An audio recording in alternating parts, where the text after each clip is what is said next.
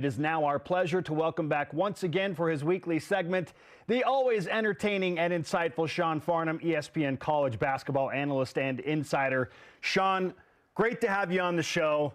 I want to talk about your T-shirt in a moment, but we have to start with how in the world are you and your family? I know you're in Southern California and the wildfires are out of control. How are things going with all of the chaos down there?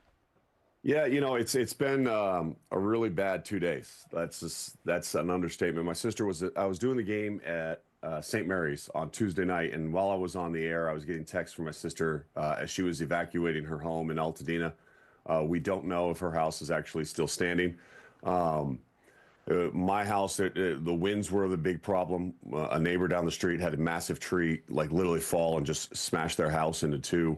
Then last night there was a fire less than a mile away from my house that thankfully the firefighters were able to put out before it spread anywhere. So it's been a really, like, it looks apocalyptic. Really, it does. There's no other way to describe it because there's fires everywhere. I've had friends lose their homes and everything in the Palisades. So it has been really, really difficult. And to be honest, I totally forgot that we were doing this until I got a text. But I haven't had power in 2 days. So this is the first time I've had power. It came on at 3:47 in the morning. We got power back to our house. And that's the first time in 2 days that we've had power. So I'm hoping that the worst is over. But the winds will pick up a little bit later on today here in Southern California. And our hope is that the firefighters will have a good enough grasp on the firefighters and have enough air support to knock some of these flames down and allow this to be over sooner rather than later, because it's been awful. There's not a person in Los Angeles that this hasn't impacted in one way or another. Certainly, I'm concerned for my sister's home right now and hopeful that when they get an opportunity to get back in to the neighborhood, that her home will still be there. But for so many, that's not the case. And so I feel very fortunate, very blessed that my house is safe, my family is safe. Again, hoping that this is all over soon. Well, and as you mentioned, it's not a person in the area that hasn't been touched by this. Even if, your home or somebody that wasn't involved in the actual fires, with the smoke, the air quality is so bad, and there's so many people with breathing problems that it just is so many lasting effects on things like this that, to your point, everybody's going to deal with it. Yeah, my kids aren't in school, and they're scared, and my children have had a lot of anxiety over the last 2 days, and we're using air blow up mattresses and putting the kids on the floor in the room because they just want to be close to where we are. The air quality has been awful, and it's going to probably be awful for a little while. Because I don't, even with the strong winds that we've had, I mean, a lot of it has been blowing out towards the ocean. But because of where all the fires are located, how spread out it is, there isn't an area in Los Angeles that doesn't have poor air quality right now. Again, I just hope that the wind that picks up later today is not as bad as it has been. I'm thankful that I have the ability to actually now see what's going on, because we didn't even have TV. There's no TV, there's no internet. We had no way of really knowing to the full extent of what was going on over the last 2 days, unless we found a friend's house that had a backup generator and we could go hang out over there, make dinner, get a little bit of news updates and find out really what was going on. But it's been unlike anything I've ever seen. And I've been through earthquakes. Like I was through the '89 earthquake in San Francisco that rocked the World Series. Been through earthquakes down here in Southern California. And those events, they happen, and then you knew the devastation and you knew what you were dealing with. And you immediately went into recovery mode. Southern California right now is still not in recovery mode. It is still in survival mode. And the firefighters, I have many friends that are firefighters that have been out working 36 consecutive hours. Just insane what they've been doing. But one of them got back to the station last night and was going to be able to get a little bit of sleep. And she told me, she's like, it's unlike anything I've ever seen. And they're just trying to survive. I mean, the winds are so bad. They were Category 2 hurricane gusts. Good grief. Wow. I mean, just think about that. We're talking about Southern California. We don't get those. We get winds. Like the Santa Ana winds are legitimate. I don't know if any of you have ever experienced it. But we got up to Category 2 hurricane gusts. That's insane. And the embers were flying. And then once they flew, you know, you'd see a fire on television, and then a quarter of a mile, half a mile away, there's another fire that's starting. You're like, well, how did that fire start? The embers were just literally carrying that far. It's been insane. And again, I'm hoping that the winds, when they pick up later today, they're not like that, and that we'll be able to get through this. Sean, let me double down and speak for BYU Sports Nation and everyone that resides in it, and certainly to the alumni base in Southern California when we say that we are specifically praying and offering supplication for you and your family and everyone that's being impacted by this. We certainly appreciate you joining us amid such a chaotic time in your life. And we know that... Yeah, if I'm not as good today, just understand that that's part of it. Listen, it's unbelievable that you are on the show today. And it just shows your commitment to this. And clearly we're talking about things that matter way less. But that's our job. So we're going to do our job today, and we just can't thank you enough for being a huge part of what we do on BYUtv and on BYU Sports Nation. And that's why you're wearing the T-shirt that you have on right now. Some guy gave me this shirt. I don't know who it is, but that guy was a great guy. For those listening on BYU Radio, it says simply, I'm here for the Cougar Tales. We all know Sean loves Cougar Tales and loves to visit in Provo. As you look back on BYU's first 3 Big 12 games, you called the opener against Arizona State. Richie Saunders went nuts. Yep. Great things for BYU. Then the Cougars got absolutely destroyed at Houston, and then had a very frustrating loss to Texas Tech a couple of nights ago. So Sean, through 3 games, Cougar Tales aside, how would you assess BYU basketball in the Big 12 right now? Below average. I mean, if we're just going to be honest. Now, I would tell you this. I thought the Houston game was going to go the way that it went. What disappointed me is not protecting your home court against Texas Tech, and how poor they shot the ball in that game.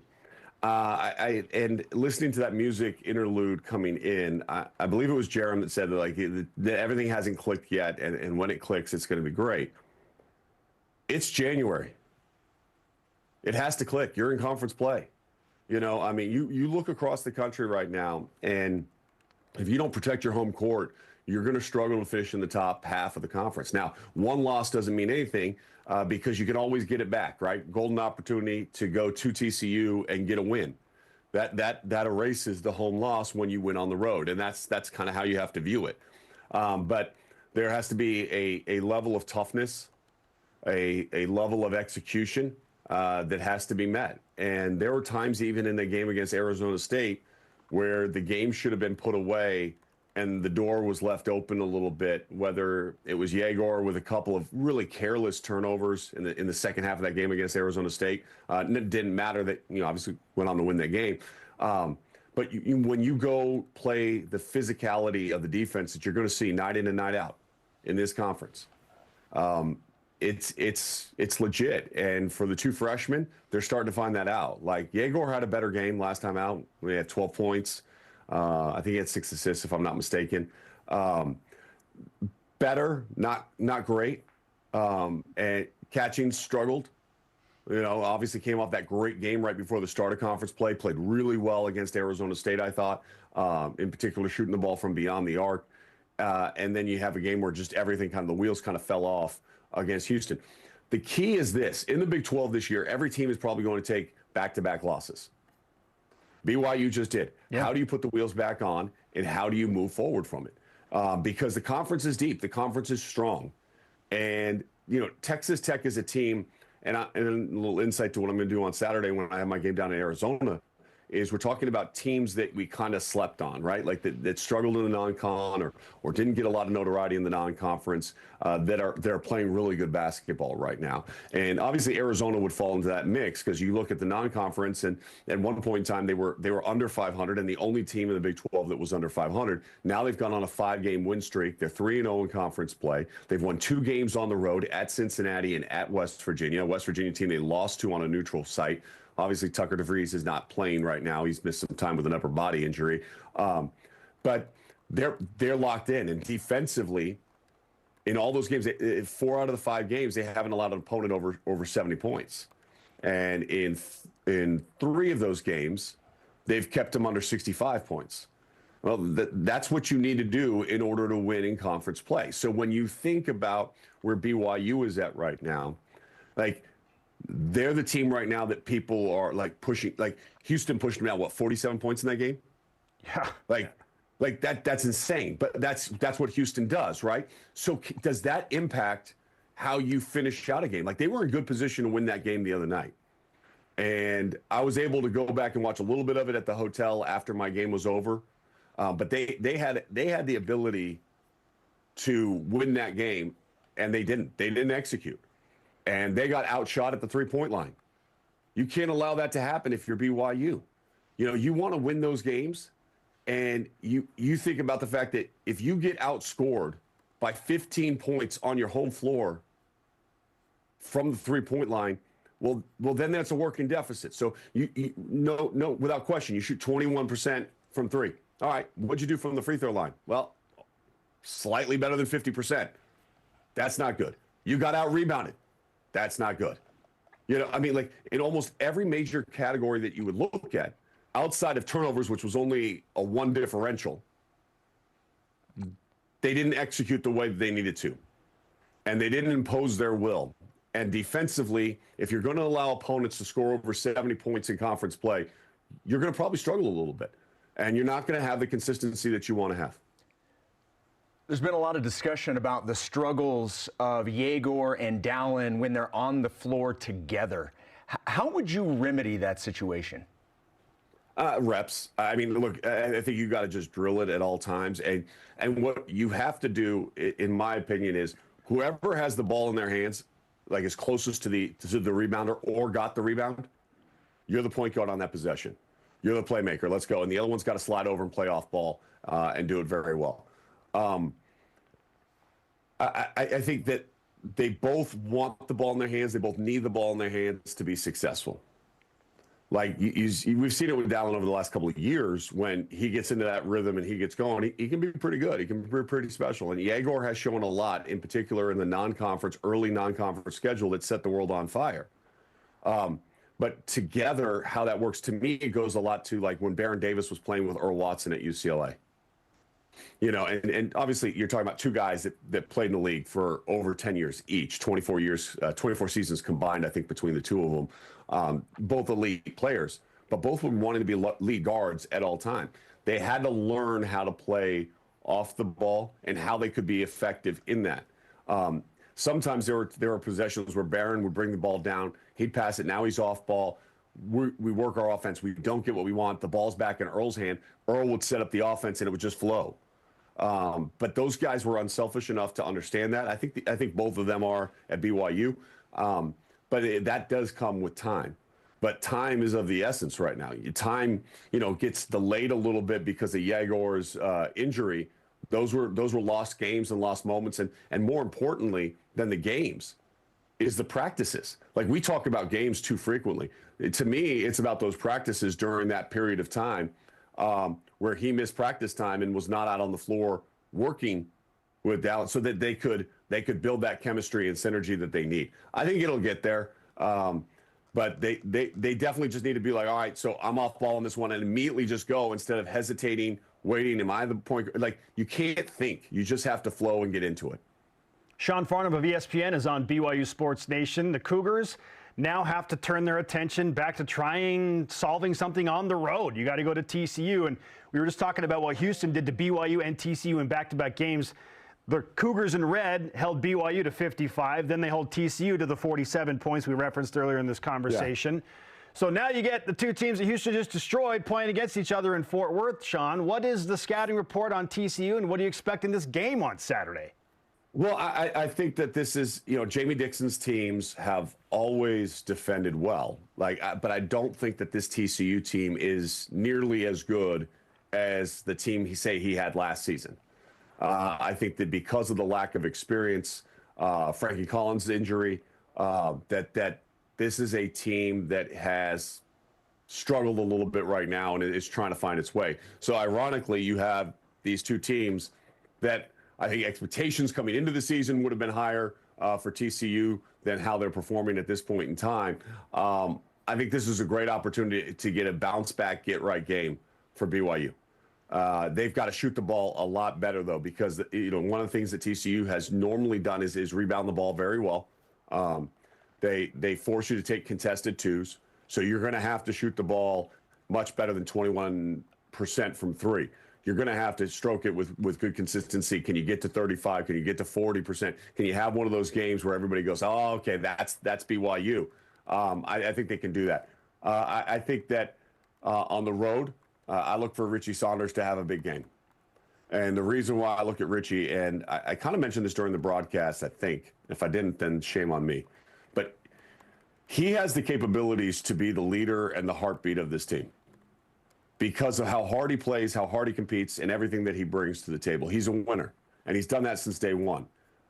He'd have games as a freshman that I would leave, and I'd be talking about him, and he'd have like 6 points and 4 rebounds and 2 steals. Yeah.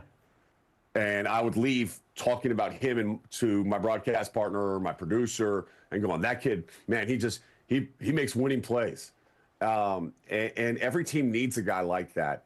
And I think when you have some moments like you're at right now and you lose back-to-back games of conference play, it's not time to hit the panic button. It's time to lock back in and you lean on that guy that you know is got the pulse of the locker room because of how hard he plays and what he does every single possession. And to me, that's Richie Saunders. So I think Richie's going to have a big game. Now, does big game mean that he's going to go for 30 again? Probably not. But big game means that his impact is going to be felt. Like you're going to know Richie Saunders is out on the floor, and you're going to know that when he's out on the floor that there's a little bit more juice for BYU, and I think that that's what I'm looking forward to this weekend. We're speaking it into reality, Sean. We appreciate the good vibes and, as always, the insight. Can I just say one more thing about Egor? You bet. Okay, because I was asked this when I left the game. Does Sean still think he's a lottery pick? Yes, but here's a couple things. One is he's careless with the basketball a little bit too much. He's a little bit too free with the basketball. Like you love his flow, you love his ability. But he's got to learn how to play against the physicality in that which he's seen. He's got to shoot the ball with much more efficiency. He's still a lottery pick. But really, if you look at this season's draft, right, it's Cooper Flagg and Dylan Harper at 1-2. Personally, I think Dylan Harper's his game transitions maybe a little bit smoother to the NBA than Cooper Flagg, but Cooper Flagg is an outstanding player as well. After that, 3 to 10 is really wide open. And from everybody that I spoke to and that I've talked to, they think that Egor is going to fall somewhere in that window. Now, how does he play his way to 3? Because at the start of the season when he came in, it was like moved up really, really quick based on his efficiency and how he was playing with the ball. Everybody loves his fluidity of his game, but he's got to be tougher and he's got to be able to deal with the physicality. And this test and this stretch in conference play is going to do that. And so, yes, he's still a lottery pick. He's still one of those guys, according to the NBA scouts, they love his upside, and they draft on upside more than they draft on production at the college level, and fans need to understand that. But he's got to start making some winning plays, and he's got to be a guy that shoots with better efficiency, values the ball, doesn't have to go for the home run pass all the time. Spencer, you were talking about that while I was on air, that you don't have to go for the home run pass every single time. How about a just solid two-hand, like just rip it and get it to the guy and cut and play off of it from there, instead of trying to thread it through a small window that ends up getting deflected or goes out of bounds because they can't get to it. Sean, you are the man. We appreciate you. Please stay safe. Send our best to your family and all your friends. And thanks for rocking the I'm Here for Excellent the Cougar Tales t-shirt, brother. We appreciate you. We're thinking of you and praying for you, man. Thank you. Thanks, Sean. I appreciate it so much. I love coming on with you guys always. And then hopefully next week I'll be a little bit more locked in than I was this week. Oh, hey, all good, brother. Okay, we'll talk to you soon.